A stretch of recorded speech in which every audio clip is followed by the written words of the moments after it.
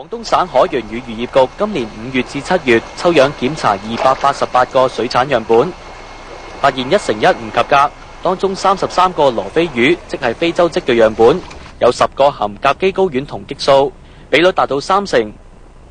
有問題嘅魚分別嚟自清遠同埋肇慶2個漁場。另外喺茂名亦都發現非洲鯽嘅魚苗有甲基睾丸酮。通報指出，甲基睾丸酮已經成為非洲鯽嘅主要藥物殘留，要求全省各漁業主管部門清查污染源頭。而喺深圳嘅水產批發市場仍然有非洲鯽出售，有魚販話唔知道呢一種魚可能有問題。這我不知道，這個是人養的。呢一種非洲鯽魚又名福壽魚，魚販話佢哋比較粗生，只要1年時間左右就可以有1斤至2斤咁大條，可以推出市場賣㗎啦。魚販又話非洲鯽好好賣，每日可以賣出50條以上。有深圳市民就話唔擔心。如果我吃了我自己沒覺得什麼啊，那我肯定是會買的。